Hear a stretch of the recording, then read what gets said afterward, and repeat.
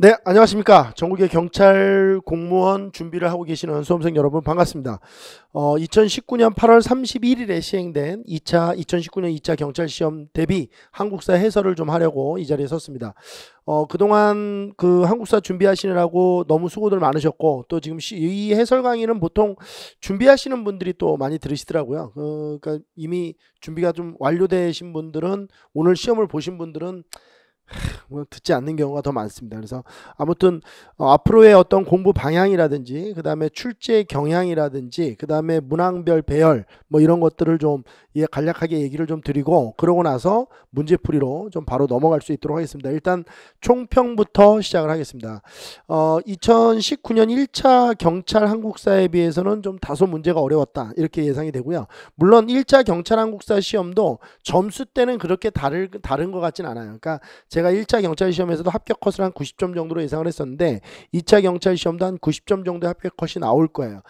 근데 왜 제가 이 2차 문제가 더 좋다라고 얘기하냐면, 1차 문제는 조금 뭐 이렇게 문제가 퀄리티 자체가 좀 떨어지는 문제들이 좀 있었거든요. 그래서 공부를 좀 많이 하고 안 하고 한 학생들이 그걸로 변별력을 가르는 게 아니고, 좀 운에 의해서 좌우되는 문제가 있었다면, 이번 경찰 시험 문제는 공부를 하신 학습 성취도가 높으신 경찰 수험생분들은 문제를 맞추고, 공부가 학습 성취도가 낮으신 분들은 못 맞힐 수 있도록 난이도를 아주 적절하게 배열해서 변별력을 또 만드는 문제는 변별력을 만들어서 좀 문제를 출제한 것 같습니다. 그러니까 뭐 출제위원이 좀 성의 있게 문제를 좀 출제하고, 배열도 이 단원별 안배, 그 다음에 주제별 안배도 좀 적당하게 배열이 된 것 같아요. 한번 좀 보죠. 일단 난이도는 뭐 이거는 어디까지나 이제 제 개인적인 의견이고요. 뭐 객관적으로 보는 사람에 따라서 또 다를 수 있습니다. 이 문제가 뭐 어떻게 중상이냐, 이건 중하다, 뭐 이렇게 보시는 선생님들도 있겠지만, 우리가 지금 이 모니터를 하는 이유가 그게 중요한 건 아니니까, 제 생각에는 한 중상 정도의 난이도가 유지되었다, 이렇게 보여지고요. 그다음에 출제 경향은 여전히 변함없이 정치사 중심의 출제 뭐 경향을 보이고 있습니다. 15문항 정도가 정치사에서 출제가 됐고, 변별력 문항은 역시 문화사가 3문제 정도가 출제됐는데, 문화사에서 변별력이 갈라진 것 같고요. 일제 현대사에서도 변별력을 가를 수 있는 문항들이 있는데, 특히 현대사가 한 문제 출제됐거든요. 근데 현대사 문제에서 그 재헌헌법을 주고 그 이승만 정부의 어떤 그 강요나 뭐 이런 것들, 그때 당시 정치적 상황을 묻는 문제라서 우리 수험생분들이 좀 생소했을 것 같아요. 그래서 현대사 문제 한 문제가 나왔지만, 이 문제가 변별력을 좀 가르는 문제가 아닌가, 이렇게 좀 생각이 들고요. 그 다음에 뭐 그 합격 컷은 한 90점으로 조심스럽게 예상을 해보고, 그 영어가 조금 1차 때부터는 좀 쉬웠다고 그래서 영어 점수와 좀 비교해 봤을 때 90점 정도로 예상을 해보고, 만약에 영어 점수를 무시한다면 영어가 1차 때만큼 어려웠다, 뭐 이렇게 하면 85점 정도에도 총점이 좀 이 정도만 맞아도 뭐 그렇게 학습 성취도가 떨어진다라고 보기는 어렵습니다. 그러니까 85점이나 90점을 맞았는데 한국사 때문에 떨어지지는 않았다는 거죠. 근데 이제 이 이하의 점수를, 85점 이하의 점수를 받았을 때는 한국사 때문에 떨어졌다라고 얘기해도 되는 문제입니다, 이 문제는. 그 다음에 출제 비중을 보면 시대별로 선사가 2문제 나왔고요. 철기시대 여러 나라 포함해서 선사 문제가 2문제 나왔고, 고대 정치사 문제가 3문제가 나왔습니다. 그 다음에 고려 같은 경우는 정치사 3문제, 사회사 1문제, 문화사 1문제 이렇게 출제가 됐고, 조선사도 정치사가 3문제 나왔고, 문화사 문제가, 사회사 문제도 1문제 나왔고, 문화사 문제가 역시 2문제, 정치사가 2문제가 나왔네요. 정치사가 2문제 나왔고, 사회사 1문제, 문화사 2문제 이렇게 출제가 됐고, 근대사 같은 경우는, 근현대사 같은 경우는 근대사가 1문제, 일제시대가 3문제, 현대사가 1문제, 그래서 총 5문제. 좀 근현대사 비중이 다소 좀 떨어진 감이 있습니다. 보통 근현대사가 한 7문제 정도 출제가 되거든요. 근데 이번에 근대사 문제가 1문제밖에 출제가 안 됐어요. 그래서 근대사 비중이 좀 떨어지면서 전체적인 문항수가 좀 줄어들었다, 이렇게 보시면 될 것 같고, 주제별로는 아까 전에 말씀드렸지만 정치사가 15문항을 이렇게 유지하고 있고요. 사회사가 2문제, 문화사가 3문제가 출제가 됐습니다. 좀 의아한 거는 경제사가 1문제도 안 나왔다는 거예요. 그래서 우리가 경제사 공부할 때 토지제도, 수치제도 여기에 많은 시간을 투자해서 제가 정리를 해드렸는데, 이 문제가 전혀 출제가 되지 않았다. 뭐 대부분 제가 수업 시간에 해드린 게 나왔기 때문에 뭐 이 부분에 대해서는 언급을 안 할 수 있도록 하겠습니다. 그러니까 제가 매번 얘기하지만 제 수업의 특징은 아주 세밀하고 디테일한 부분서부터 흐름까지 다 잡아내는 수업이거든요. 이제 그러다 보니까 거의 빠져나간 부분은 없습니다. 그래서 거의 대부분 다 제가 수업 시간에 했던 이야기들이 출제가 되었고, 생소한 것들은 거의 없었으리라고 봐요. 우리 생소한 경우라면 수험생들이 사료를 잘 읽어보지 않았다거나 뭐 이래가지고 찾지 못하는 문제가 있으면 있을까, 수업 시간에 다루지 않았던 내용은 없습니다. 제가 경찰 문제는 이게 시사와 많이 연결되기 때문에 봉오동 전투 문제도 이 얘기를 좀 했었고요. 오히려 제가 얼마 전에 그 우리 공무원 쪽에서 경찰 수험생들하고 같이 특강을 했었는데, 그때 이제 그 입문서 특강할 때도 제가 항일 무장독립투쟁사 특강을 했거든요. 그때 봉오동 전투에 대한 이야기도 많이 했었는데, 그 봉오동 전투 문제가 나왔고, 뭐 영화도 요즘에 개봉을 해서 계속 지금 상영이 되고 있고, 그다음에 두 번째로는 제가 그 강조했던 부분 중에 하나인데, 이게 일본과 요즘에 외교적인 마찰이 많죠. 그 외교적 갈등이 있으니까 조선시대 일본 외교 관계 부분을 좀 잘 봐놔라 이렇게 얘기했는데, 역시 그 문제도 정확하게 출제가 됐습니다. 하여튼 여러분들 뭐 제 입으로 말씀드리긴 뭐하지만, 아마 이 수업을, 제 수업을 듣고 이 모니터를 보시는 분들은 제 얘기가 뭐 이렇게 과장된 얘기가 아니고 제 수업 시간에 해줬던 내용이 충실하게 잘 반영되었다, 뭐 이렇게 여러분들이 다 느끼시라고 봅니다. 자, 1번서부터 좀 해설을 진행할 수 있도록 할게요. 자, 8월 31일 우리 2019년 2차 경찰 순경시험 해설 강의를 시작할 수 있도록 하겠습니다. 1번서부터 좀 보시죠. 선사시대의 생활상과 문화에 대한 설명으로 가장 적절하지 않은 걸 골라라 그랬어요. 좀 띄어쓰기가 잘못됐네. 바로 이게 바로 제작을 하는 바람에, 후기 구석기 시대에는 승배 찌르기, 우리 구석기가 전기, 중기, 후기로 나누어지는데 후기 때 바로 이음 도구가 나오죠. 이게 맞는 설명이고요. 동삼동 패총에서는 조개 껍데기 가면이 출토되어 신석기 시대 예술활동, 그렇죠. 패총 나오면 신석기 시대죠. 신석기 시대에는 3번입니다. 조피, 수수 등이 재배되었고, 그렇죠. 잡고기 재배되었고, 이게 지랄이에요. 이게 제가 여러분들 선사시대 어떤 방법으로 제가 수업 시간에 정리해드렸죠. 유물론적 사관, 그렇죠. 경제 생산력 증대가 인간의 사회 경제 구조에 어떤 영향을 주는지, 벼농사가 시작되면서 나타난 게 뭐예요? 잉여 생산물이 발생하고 계급이 발생하고 뭐 이렇게 연결되는 거죠. 이건 이제 청동기 때니까 이거 잘못된 겁니다. 정답은 3번이 정답이에요. 제가 수업할 때도 맨날 그랬지 않아요? 신석기 시대 묻는 문제가 나오면 답은 대부분 뭐예요? 농경의 시작. 청동기 시대는 답이 대부분 벼농사 시작이다. 그렇죠? 청동기 시대는 고인돌이 등장하고, 고인돌은 이게 군장들의 무덤으로 추정되고 있는데 계급 발생됐다는 걸 보여주는 거고, 미송식 토기는 이게 고조선의 영역과도 관련되어 있는 아주 청동기 때 대표적 토기죠. 정답은 3번이 정답이고 나머지는 다 맞는 설명입니다. 옳지 않은 건 정답은 3번입니다. 자, 그 다음에 2번으로 넘어가겠습니다. 다음 자료에 제시된 나라에 대한 설명으로 가장 적절한 것은 그랬어요. 대군장이 없다는 것은 연맹국가가 아니라는 얘기입니다. 군장국가라는 얘기고요. 한 시대 이래로 후, uk군, 삼로라는 관직이 있어 하오를 다스렸다. 중략, 풍속은 산천을 중요시하여 산과 내마다 각기 구분이 있어서 함부로 들어가지 않는다. 이게 바로 책화죠. 책화예요. 책화. 제가 수업할 때 매번 얘기하는 거 아니에요? 동해에서 제일 잘 나오는 건 책화다. 이게 동해에 대한 설명이죠. 그럼 문제 털어버리면 동해에 대한 설명으로 가장 적절한 걸 찾으면 되는 거예요. 남의 물건을 훔치면 물건값의 12배로 받는데 12배 배상법은 부여에도 있고 고구려에도 있습니다. 자, 2번 특산물로는 당궁, 반어피, 과하마, 이게 동해의 특산물이죠. 정답은 2번이고요. 혼인제도로 민며느리 제도가 있었던 것은 옥저입니다. 10월에 동맹이라는 제천 행사를 지낸 건 고구려니까 정답은 2번으로 체크를 하시면 됩니다. 매우 쉬운 문제고 정형화되어 있는 문제죠. 삼국지 위서동의전을 사료로 주고 동해를 찾게 한 다음에 동해의 풍속을 혹은 동해의 특산물을 물어보는 문제. 아주 정형화되어 있는 문제죠. 자, 정답은 3번. 정답 몇 번? 2번. 자, 3번 문제로 넘어가겠습니다. 다음 밑줄 친 고구려 왕의 제2기간에 발생한 사건으로, 자, 이거 조심하셔야 되는데 옳지 않은 걸 찾는 거예요. 옳지 않은 거. 고구려 왕 거련이 군사 3만 명을 거느리고 와서 한성을 포위했대요. 우리 고구려 왕 중에서 한성 포위한 왕이 2명인데, 광개토대왕 때도 한성을 포위했는데 아신왕이 항복을 했죠. 근데 장수왕 때도 한성을 포위하고 공격했죠. 이때는 공격까지 했죠. 근데 여기 밑에 보니까 임금이 성문을 닫고 나가 싸우지 못하였다. 중략. 임금은 상황이 어렵게 되자 어찌할 바를 모르다가 기병 수십 명을 거느리고 성문을 나가 서쪽으로 달았는데 고구려 병사가 추격하여 임금을 죽여버렸대요. 그럼 이건 아신왕은 아니잖아요. 이게 누구예요? 캐로왕이죠. 그러면 이 고구려의 왕은 누가 돼요? 그렇죠. 장수왕이 되는 거예요. 제가 사료 분석할 때 맨날 얘기했죠. 한성을 포위하였다? 포위했어? 광개토대왕 이러면 안 된다고요. 끝까지 사료를 읽어보셔야 돼. 자, 그러면 지금 문제를 바꿔보죠. 장수왕에 대한 설명으로 옳지 않은 것 모두 고르는 거예요.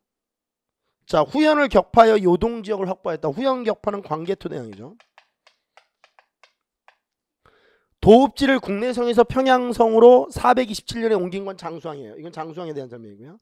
우리 옳지 않은 거 찾는 겁니다. 부여를 복속하여 고구려 최대 영토를 확보하였다. 문자왕. 이건 장수왕 다음왕이죠. 그럼 장수왕의 업적이 아니네요. 이것도. 그 다음에 영락이라는 독자적 연호를 사용한 것도 광개토죠. 자, 그렇다면 광개토대왕에 대한 설명을 옳지 않은 것은 기역, 디귿, 리을 이렇게 되는 거죠. 3번이 정답입니다. 문제 좋습니다. 이렇게 자료를 줘야 돼요. 이렇게 사료를 주고 이렇게 내야지. 장수왕에 대한 설명을 옳지 않은 것은 이렇게 내면 문제가 후져버리다. 아주 잘 냈습니다. 문제. 자, 그 다음에 4번. 신라와 가야 연맹에서 일어난 역사적 사실들을 오래된 것부터 바르게 다루고 뭐 말이 오래된 것부터지 사실 순서대로 나열하시오. 뭐 이 얘기죠. 신라에서 2차 돈의 순교를 계기로 불교. 제가 편의상 연도를 이야기하겠습니다. 근데 제 수업을 들으신 분들은 알겠지만 연도를 굳이 이야기하지 않아도 흐름으로 정리를 할 수 있어야 돼요. 신라에서는 2차 돈의 순교를 계기로 불교가 공인됐다. 법풍왕입니다. 527년의 일이죠. 금강가야는 신라에 결국 병합되었다. 이것도 법풍왕 때죠. 532년의 일입니다. 신라 장군 이사부가 우상국을 복속시켰다. 지증왕입니다. 512년이죠. 대가야는 신라와 결혼 동맹을 맺었다. 이거 상당히 어렵네요. 이게 법풍왕이네 다. 근데 제가 수업할 때 이렇게 얘기했죠. 대가야랑 신라랑 결혼 동맹을 맺고 금강가야가 복속되고 순서가 이렇게 된다고 그러죠. 이게 522년이에요. 그럼 순서대로 하면 어떻게 되죠? 제일 먼저 디귿, 리을, 기역, 니은. 디귿, 리을, 기역, 니은. 디귿, 리을, 기역, 니은. 이건 뭐 추가 설명 없이 넘어가겠습니다. 정답은 1번이 정답입니다. 자, 5번 볼게요. 발해에 대한 설명으로 가장 적절하지 않은 것은 그랬습니다. 기후가 좋지 않죠. 발해는 아무래도 좀 춥다 이렇게 보시면 돼요. 토지가 척박하죠. 당연히 뭐 산악지대를 많이 끼고 있고 물론 이제 만주의 넓은 평야지대도 발해가 확보하고 있지만 실제로 한반도 남부 지역보다는 기후도 좋지 않고 뭐 평야 지역도 발달해 있지 않고 그러니까 평야 지역은 있지만 토지가 척박하고 농업은 콩보리, 조 등을 재배하는 밭농사 중심이 맞죠. 벼농사 중심은 아니겠죠. 발해는. 불교가 장려됨에 따라 여러 불상이 제작됐고 지금 전해지는 불상 중에 제일 유명한 거는 이불병좌상이라는 불상이 있죠. 당을 견제하기 위해 이게 이상하다는 거죠. 이게 왜 이게 우리가 거라는 보통 고려 시대 할 때 나온 거예요. 이때는 이걸 돌궐이라고 해요. 돌궐. 이 돌궐 이게 돌궐이거든요. 돌궐. 그래서 북으로는 돌궐과 남으로는 일본과 친한 관계가 있었다. 이렇게 되는. 정답은 3번이 정답이야. 이건 뭐 상당히 좀 지엽적이네요. 4번 8세기 전반에는 당과 대립했다. 이게 무왕 때죠. 8세기 후반으로 가면 문왕 때 친선 관계를 맺었다. 이렇게 되는 거니까 정답은 3번이 정답입니다. 이건 뭐 상당히 좀 지엽적인 문제인 것 같아요. 근데 충분히 풀 수 있었으리라고 생각이 됩니다. 뭐 그렇게 제가 수업할 때도 이 부분을 굉장히 돌궐을 강조했기 때문에 돌궐이 원래 고구려랑 친했던 나라죠. 자, 그 다음에 6번으로 넘어갈게요. 다음 고려 왕의 제2기간에 있었던 일에 대한 설명으로 가장 적절하지 않은 걸 골라라 그랬습니다. 왕의 이름은 소다. 치세 초반에는 신하에게 예를 갖추어 대우하고 송사를 처리하는 데 현명하였다. 중략. 밤낮으로 부지런하여 거의 태평의 정치를 이루었다. 중반 이후로는 신하를 많이 죽였다. 불법을 지나치게 좋아하며 절도가 없이 사치스러웠다. 불법. 신하를 많이 죽였다. 이게 광종이거든요. 광종. 이런 것들이 바로 이제 사료 제시형 문제죠. 이걸 보고 광종을 못 찾는다는 거야. 광종을 찾으면 문제는 맞출 수 있겠죠. 근데 이 문제는 되게 중요한 게 옳지 않은 걸 찾는 거거든요. 그럼 읽어보면 세 개는 광종이란 얘기 아니에요. 그런 어떤 센스도 있어야죠. 호족 세력을 약화시키기 위해 노비한건법 광종, 불교 폐단을 막기 위해 심의 28조 수용한 것 성종, 관리의 등급에 따라 자단 비록 녹색 사색 공복 마련한 것 광종, 공신자재의 우선 등용을 막기 위해 과거제 실시한 것 광종. 그럼 이거 광종. 그럼 이거 광종이겠지. 모른다고 해도. 그죠? 정답은 2번이 정답입니다. 7번. 고려시대 지방제도에 대한 설명 중 가장 적절한 걸 고르래요. 북방의 국경지대에는 동계, 북계의 양계를 설치하고 도독이 아니고요. 무슨 도독입니까? 병마사를 파견하죠. 중앙에는 지방을 외사정이에요. 외사정은 통일신라. 문무왕 때 처음 파견되기 시작한 거죠. 지방 행정 말단 조직으로 면리통이 있는 게 아니에요. 이거는 조선시대 들어와서 만들어지는 거고요. 조세와 곡물 징수 등을 대부분 향리가 담당한다. 오케이. 고려의 향리와 조선의 향리 비교해줬던 거 기억나십니까? 고려의 향리는 지방의 실제 지배자고 조선의 향리는 아전으로 격화된다. 조선의 향리는 파워가 매우 세다, 강하다. 뭐 이렇게 얘기해드렸죠. 정답은 4번이 정답입니다. 자, 그 다음에 8번 보겠습니다. 고려시대 역사적 사실들을 오래된 것부터 역시 바르게 나열한 것은 그랬어요. 순서대로 나열하면 되는 거죠. 윤관의 여진정벌은 예종 때 일어나는 거죠. 숙종 때 별무반이 만들어지고 별무반을 가지고 여진을 정벌한 건 예종 때예요. 천리장성이 축조되었다? 그럼 축조된 건 완성된 거 아니야? 그럼 1033년에 이게 축조가 덕종 때 돼서 1044년 이게 정종 때 완성이 되니까 이게 1044년이라고 봐야지. 귀주대첩은 1019년이 되겠죠. 1018년에 3차 거란침입이 있었으니까 이게 3차 거란침입이죠. 동북 구성을 환부했다는 게 뭐냐면 동북 구성을 반환했다는 얘기예요. 환부라는 게 다시 돌려줬다 이런 뜻이거든요. 그러니까 환급 뭐 이런 거와 비슷한 거죠. 그럼 이거는 1109년이에요. 이때 동북 구성 축조가 되거든요. 동북 구성 반환되는 거예요. 그러면 연도를 보면 어디가 먼저냐면 디귿이 먼저네요. 3차 거란침. 이건 거여 뭐 이렇게 해도 되죠. 거란. 그 다음에 이거 들어가야죠. 이제 제가 거란 침입 다음에 천리장성 축도된다고 말씀드렸죠. 디귿, 니은, 기역, 리을. 3번. 정말 수업 시간에 얼마나 오래 수업을 했습니까? 이 부분. 자, 그 다음에 9번으로 넘어갑니다. 고려시대 사회상에 대한 설명으로 가장 적절하지 않은 걸 골라라 그랬어요. 사위가 처가의 호적에 입적하는, 그렇죠. 남자와 여자의 차별이 없죠. 고려시대 때는. 사위가 처가의 호적에 올라갈 수도 있고 사위가 장인어른의 음서 혜택을 받을 수도 있고 뭐 이런 식이죠. 부모의 재산은 남녀 관계없이 고르게 배분돼요. 그렇죠. 맞아요. 왜냐면 고려는 남녀 차별이 없으니까요.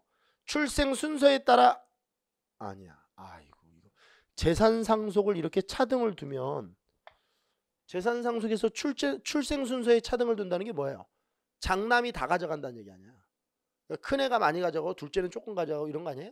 그럼 장차남 이런 것들을 차별적으로 상속을 하는 거는 조선시대 와서죠. 조선시대 때는 차별도 아니죠. 장남한테 다 주고 장남이 이제 자기 동생들한테 나눠주는 거죠. 이게 잘못됐네요. 자녀 균분 상속이고 출생순에 따라서 주는 게 아니고 막내든 큰아들이든 똑같이 줘요. 왜? 제사도 똑같이 윤회봉사하거든요. 돌아가면서 제사를 지내니까. 조선시대 때는 장남에게 다 주는 이유가 뭐예요? 장남만 제사를 지내기 때문에 다 주는 거죠. 이게 윤회봉사 아니야. 이게 맞고. 여성의 재가는 비교적 자유롭게 이루어진 것도 맞고. 정답은 2번이 정답이에요. 요게 잘못됐네. 이 앞부분 슬러시 치면 앞부분은 맞는데 뒷부분이 잘못됐습니다.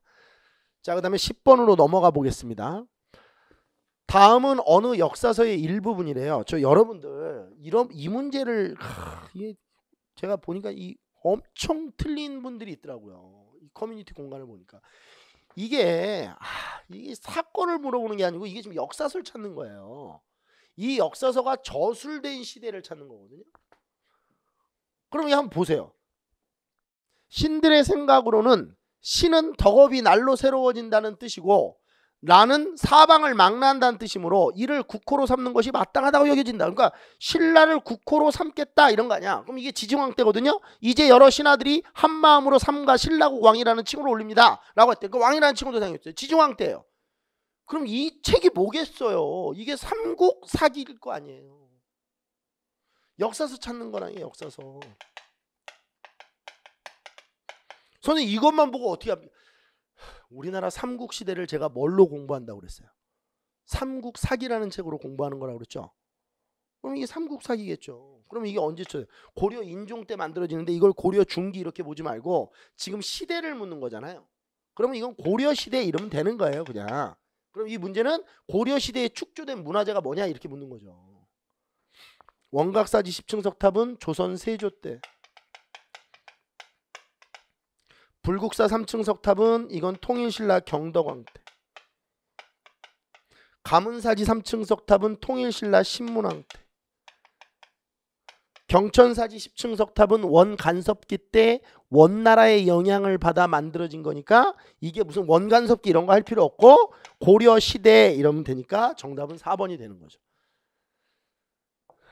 좋아요. 문제 좋습니다. 정답은 4번. 11번 볼게요. 다음은 사건과 시간적으로 가장 근접한 다음 사건과 시간적으로 가장 근접한 임진왜란 이후에도 에도 막부는 경제적 어려움을 해결하고 막부로서의 위상을 높이기 위해 세상에 이걸 이렇게 주면 어떡하니? 1607년 부산 두모포에 다시 외관을 설치한 후 이후 북방에서 여진의 세력이 커짐에 따라 일본과의 관계를 안정시키려고 했다. 그러면 임진왜란 이후 1607년과 가장 가까운 곳 찾으라는 거 아니에요. 이게 정미약조가 언제야? 이게 사량진 해변 이후에 이게 명종 2년 때 일어나는 거죠. 그죠? 이게 1547년에 일어나는 거고. 기후약조 이게 정답이네. 이게 광해군 때고 임진왜란 이후에 통교가 재개된 거 아니야. 1609년 이게 답이고. 비변사가 임시적으로 설치된 게 언제죠? 이게 중종 때죠. 그죠? 중종 5년 1510년에 비변사가 임시 설치되고. 계약조는 이게 뭐야? 이게 세종 25년이죠. 그죠? 1446년 이렇게 되나? 이때 되는 거 아니야. 정답은 2번. 일본과의 외교관계 제가 잘 봐놓으라고 그랬죠. 이게 일본과의 외교관계와 관련된 약조들입니다. 12번 볼게요. 다음 종교와 성격이 같은 것으로 가장 적절한 걸 찾으래요. 그 교리는 유교, 불교, 도교, 세교의 내용을 대충 취하여 부연하고 또 하나님이 세상을 주관한다는 기독교의 주장을 취하여 유불도가 합쳐졌고 기독교의 주장을 취했대. 하나님이 인간의 화와 복을 실제로 맡고 있다고 한 것으로 시골 백성들이 많이 믿었으며 보구관민을 빌었다. 이런 동학이죠. 이거 막 곳곳에 박혀 있잖아요. 키워드가. 그럼 동학에 대한 설명으로 가장 적절한 걸 찾는 거야. 한울님이 대답하길 그렇죠. 우리 동학에서 믿는 건 시천주잖아요. 천주를 모셔라. 나에게 신령한 부적 쓰죠. 동학에서 태극문양의 부적을 쓴단 말이에요. 나에게 이 부적을 받아 질병으로부터 사람을 구하고 나에게 이 주문을 받아 나를 위해 세상 사람들을 가르치면 너 또한 덕을 천하에 펼 수 있으리라 라고 했대. 이게 동학이 정답은 1번이야. 정답은 1번이에요. 동학. 2번.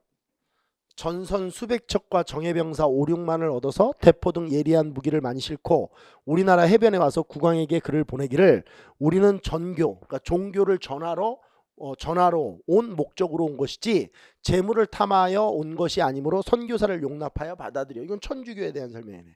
3번. 잘못된 집안 자손이나 벼슬이 막힌 첩 자손이나 뜻을 잃고 나라를 원망하는 무리들, 아래로는 어리석은 백성, 그릇된 행위를 하는 무리들이 서로 교우라고 부르며 사실을 두루 숨기고 한편이 되었다. 이게 뭐 천주교에 대한 거겠죠. 이것도 천주교, 이것도 천주교. 왜? 지금 위아래 어리석은 아래 사람들이 많이 믿고 나라는 원망하는 벼슬기 뭐 이렇게 되면 평등 교리를 주장하는 천주교에 대한 얘기예요. 비록 지극한 효자라 할지라도 맛 좋은 것이라 하여 부모가 잠들어 있는 앞에 차려드릴 수 없는 것은 잠들었을 동안에는 먹고 마시는 때가 아니다. 그 어떻게 죽었는데 씨 어떻게 먹니 이거예요. 사람이 죽었는데 어떻게 음식을 먹어 이 얘기죠. 사람의 자식이 되어 어찌 허위와 가식의 예로서 이미 돌아간 부모를 섬기겠다고 하는가 이거야. 살아있을 때 하는 거지. 그러니까 죽어서 제사상 잘 차리면 어때요? 이게 제사 부정하는 거죠. 이게 정화상의 상제상서라는 데서 발췌한 겁니다. 이게 천주교죠. 2, 3, 4는 다 천주교에 대한 설명입니다. 우리가 보통 동학을 물어보면 천주교랑 이렇게 섞어서 문제를 내죠. 13번. 이 문제가 제가 봤을 때는 아주 마음에 들어요. 진짜 아주 마음에 듭니다. 어렵지도 않고 기본에 충실하고 그렇다고 해서 뭐 아주 쉽지도 않고, 그러니까 공부를 한 분과 안 한 분을 딱 가를 수 있는 문제죠. 다음 기억과 니은에 대한 설명으로 가장 적절한 것은 국가에서 한 집의 재산을 올바로 측량하고 농토 및 부를 한정하여 한 집의 영업전으로 만들어주되 당나라 제도처럼 운영한다. 농토가 많은 사람은 빼앗지 않고 모자라는 사람에게도 더 주지 않으며 농토가 많아서 팔려고 하는 사람에게도 영업전 몇 부를 제외하고는 역시 허락한다. 그러니까 영업전은 절대 못 판다는 거야. 그러면 이게 토지 하한제거든요. 이게 이익의 한전론을 지금 자료에서 설명하고 있는 거예요. 아, 좋아요. 좋습니다. 토지제도를 그림으로 그려서 엄청 설명했죠. 그 경찰 수험생들이 무슨 씨와 문화사를 이렇게 길게 수업하냐 뭐 이러면서 욕을 막 내레비로 하고 그랬었는데, 여기 또 한번 이런 게 나와줘야 또 충격과 공포에 사로잡히지. 네, 매번 얘기하죠. 좀 제발 당하지 좀 마라. 천천히 차분하게 공부하는 게 이기는 것이다. 진정 한제를 만들어서 모년 모월 이후 이 한제 이상으로 많은 자는, 자 여기서 이상만제, 이거는 이제 토지 상한제죠. 더 이상 사들이지 못하게 하고 법령 공포 이전에 사들인 것은 비록 산처를 경계를 할지라도 광점하더라도 불문에 붙인다. 그러니까 이미 많은 것은 어쩔 수 없다 이거야. 법령 공포 후에 한제를 넘어서 가점 추가로, 이게 더할까죠. 추가로 이제 점유하는 자는 백성들이 적발하면 백성에게 주고 관에서 적발하면 몰수한다. 이게 바로 박지원의 한전론입니다. 토지 상한제죠. 관홍소초라는 데서 이야기했던 박지원의 한민명전이, 이 박지원의 한전론이죠. 이건 토지 하한제, 이건 토지 상한제. 토지 하한제와 토지 상한제 잘 구분하라고 제가 그렇게 수업 시간에 말씀드립니다. 자, 그러면 이거 봅시다. 자, 이 사람이 이익이죠. 이익은 과구록을 썼어요. 여기까지는 맞아요. 내용으로 과구록이 들어있는 내용은 아닌데 이게 뒤쪽이 좀 이상해. 조선 후기 상품작물 경작의 현실을 반영, 뭐 여기까지는 그렇다고 치잔 말이야. 토지 소유의 상한선 아니야, 하한선이라니까. 기역은 한 마을 사람들이 토지를 공동 경작한 후 균등하게 분배한다는 토지개혁론. 이거는 정약용의 여전론이야. 공동 경작, 균등 분배, 뭐 이런 거는 물론 여기서 이제 균등하게 분배하는 원칙이 있죠. 일한 정도, 노동량에 따라서 분배하는 거예요. 정약용의 여전론과 관련된. 니은의 저자가 누구예요? 박지원이죠. 한민명전이니까. 니은의 저자는 박지원은 이 얘기예요. 영농 방법의 혁신, 상업적 농업의 장려, 수리시설의 확충 등을 통한, 그렇지. 이 박지원이라는 사람은 제가 뭐라면 경계를 밟고 서 있다. 정약용 박지원. 박지원은 분명히 중상업화인데 농업 생산력 향상에 관심을 가지고 있다. 이건 진짜 솔직히 완벽하게 적중한 문제입니다. 4번. 니은은 관리 선비 농민에게 차등을 두어 토지를 분배. 사농공상에 따른 차별. 이게 뭐야? 신분에 따른 토지의 차등 분배? 유영원의 균전론.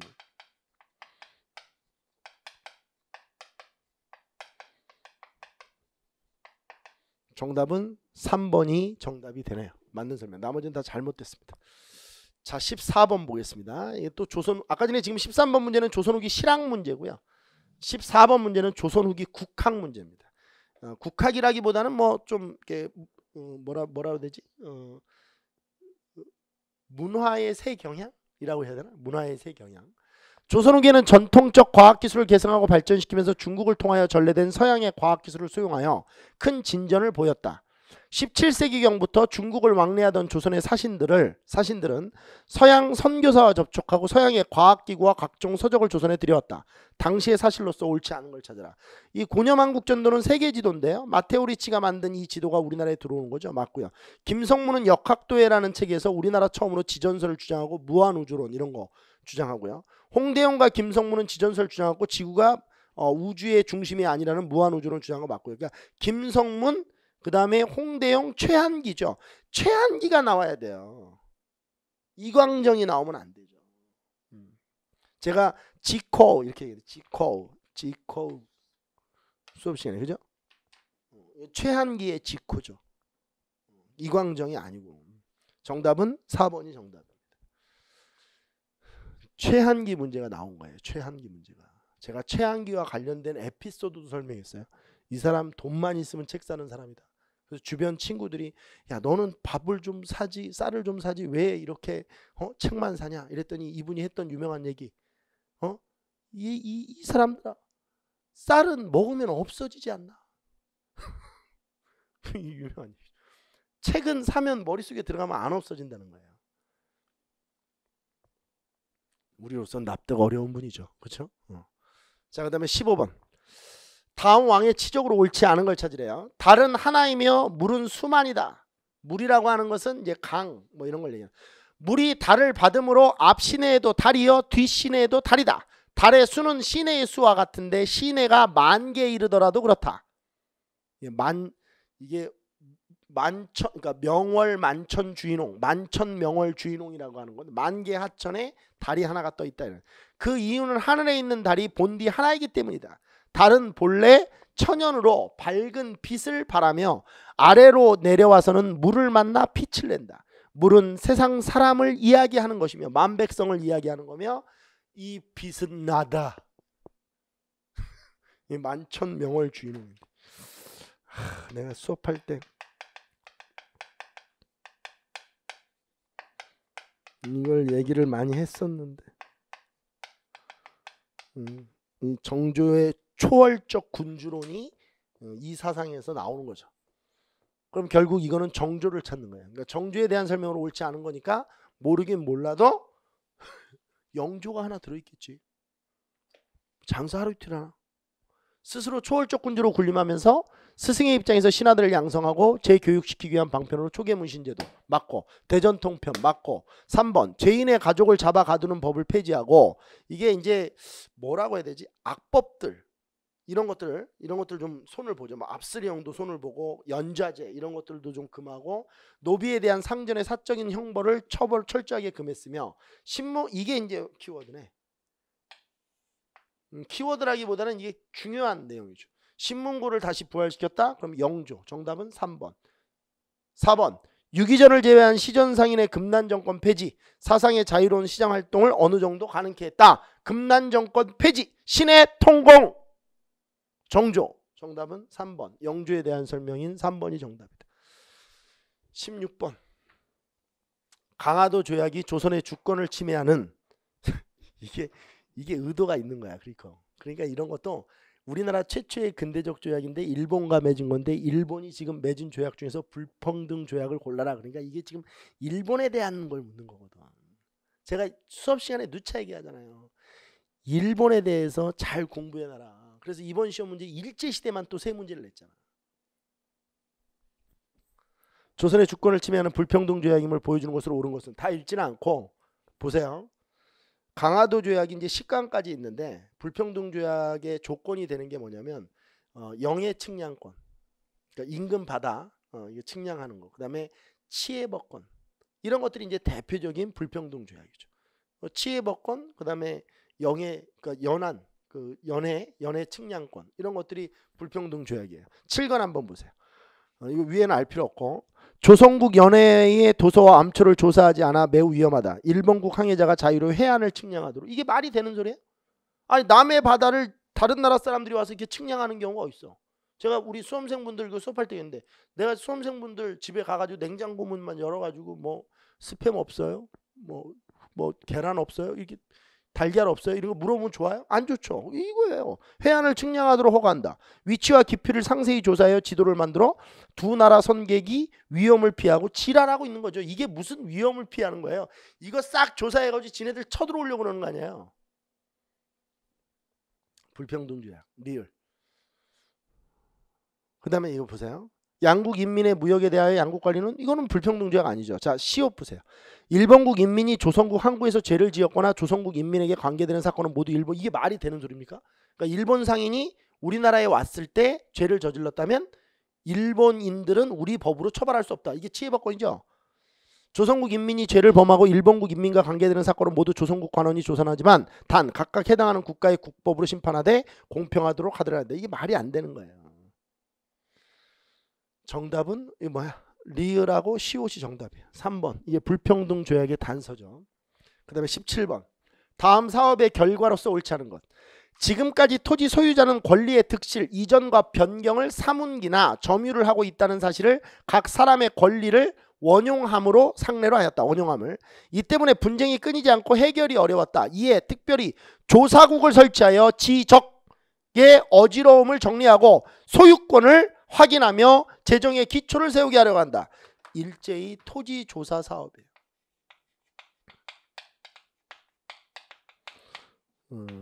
1912년부터 1918년 요 사이에 진행됐던 토지조사 사업이죠. 옳지 않은 것. 농민의 토지 소유권이 왜 확대됩니까? 이게 말이 안 돼요. 농민들이 토지 다 뺏기지. 응? 이거 맞고. 그렇죠? 우리나라 농민들은 다 소작농으로 전락하고 그것도 기한부 계약직 소작농이 되죠. 일본이 지주 증가하죠. 당연히 왜냐면 일본인들이 이주해 오거든요. 우리나라 땅 다 뺏어가지고 화전민 이주민 증가, 해외로 나가는 사람들도 있고. 정답은 1번이 정답이에요. 토지조사의 결과 농민들의 토지 소유권이 확대되진 않는다. 물론 이 땅을 많이 가지고 있는 지주의 소유권이 인정되어서 지주는 이때부터 이제 친일화 경향을 띠게 되죠. 근데 대부분의 농민들은 땅을 다 뺏깁니다. 18번. 제가 뭐 매번 얘기하지만 이건 누구나 얘기하는 건데 대한민국 임시정부 100주년 3.1운동 100주년 3.1운동이나 대한민국 임시정부는 꼭 출제되니 정리 잘 해놓으십시오. 그 중에서 제가 뭐라 했죠? 대한민국 임시정부 개헌사 반드시 정리해 놓으셔야 됩니다. 나오는 거예요 이렇게. 왜? 제가 23년 동안 고스톱을 친 게 아니거든요. 여기서 수업을 한 거거든. 그러면 이게 프로들 세계에서는 감이라는 게 있을 거 아니에요. 대한민국 임시정부가 임시의정 회의를 통해서 마련한 임시헌장의 개정 명칭과 그 내용이 가장 적극적으로 설명하지 않을 거예요. 1차 개헌, 2차 개헌, 3차 개헌, 4차 개헌 나오는데 국무총리는 없어요. 아예 국무령 중심이죠. 임시정부에 국무총리가 어디 있습니까? 정답은 2번이 옳지 않아요. 나머지는 다 맞는 설명입니다. 19번.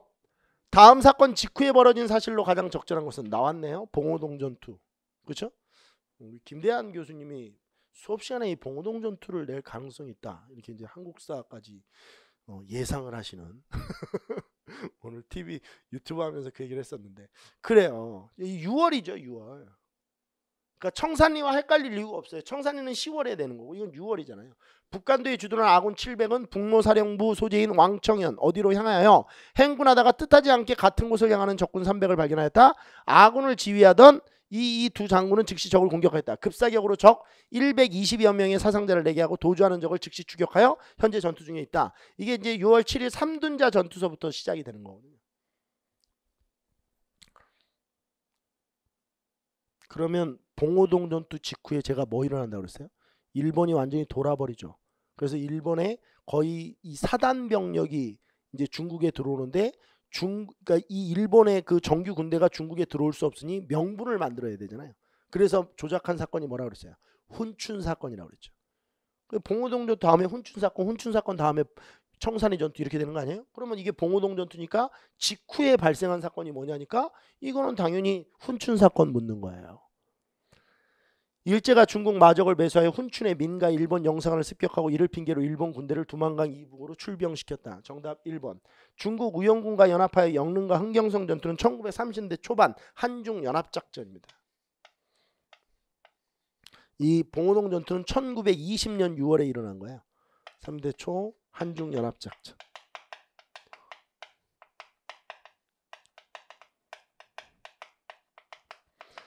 백운평 전투를 시작으로 일본군과 6일 동안 10여회에 걸쳐 큰 전투를 벌였다. 이게 청산리인데 이것도 일본 선지가 없으면 답이 될 수 있어요. 근데 우리가 발문에 지금 직후를 물은 거니까 청산리 전투는 1920년 10월입니다. 10월 21일부터 26일까지 6일간 전투가 일어나죠.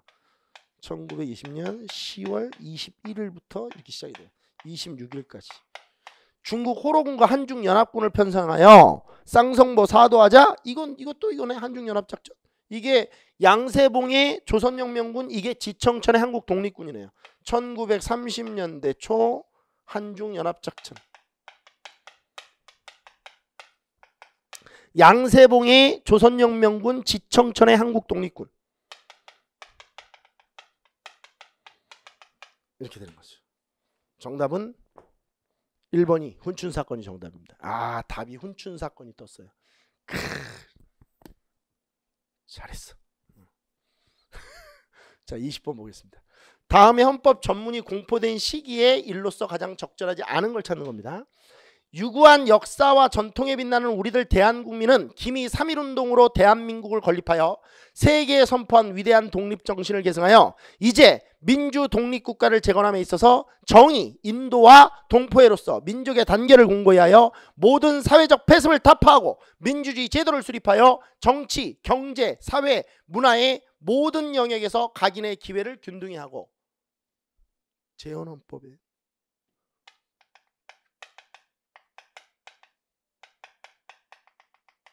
공포됐대요. 48년? 언제 공포돼요? 재헌주. 대한민국 정부 수립이 이제 이거 하고 나서 되는 거 아니에요? 아는 것. 이 헌법에서 친일 민족자의 처벌, 토지개혁을 통한 지주제 폐지, 지하자원과 산업의 국유화, 사기업에 대한 노동자들의 이익 창각권 등을 규정했다. 이게 재헌헌법에 다 들어가 있는 헌법 내용이죠.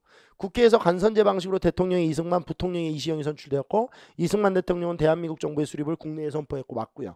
이승만은 국회에서 차지한 의석 비율을 참고하여 여러 당파를 아우르는 내각을 구성하고 이게 무소속이 사실 제일 많이 돼요. 200명 중에 그러니까 198명이죠 원래는. 이 198명 중에 원래 85명이 무소속이거든요. 이때는 이제 정당 정치가 안 돼가지고 그 다음에 많은 게 대한독립촉성국민회죠. 이게 이승만 정당이에요. 그 다음에 이제 한국민주당이 그 다음을 잇고 있죠.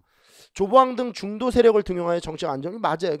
근데 왜 조봉암입니까? 조봉암은 저희가 58년에 배우지 않았어요. 아 이때도 조봉암이 있죠. 이 4번을 보세요. 그동안 이승만과 노선을 같이 했던 한국민주당은 이게 송진우 계열이죠. 송진우가 만든 강요 배분에서 최대 다수. 이게 말이 됩니까? 아니 이승만 정당이 있는데 대한독립촉성국민회라는 당이 여당이 되는 거지 어떻게 얘가 여당이 됩니까?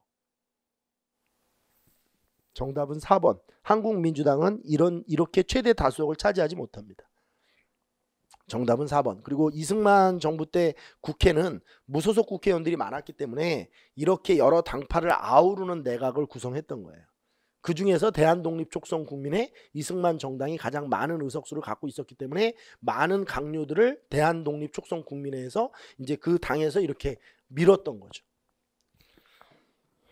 자, 얼굴 좀 봅시다.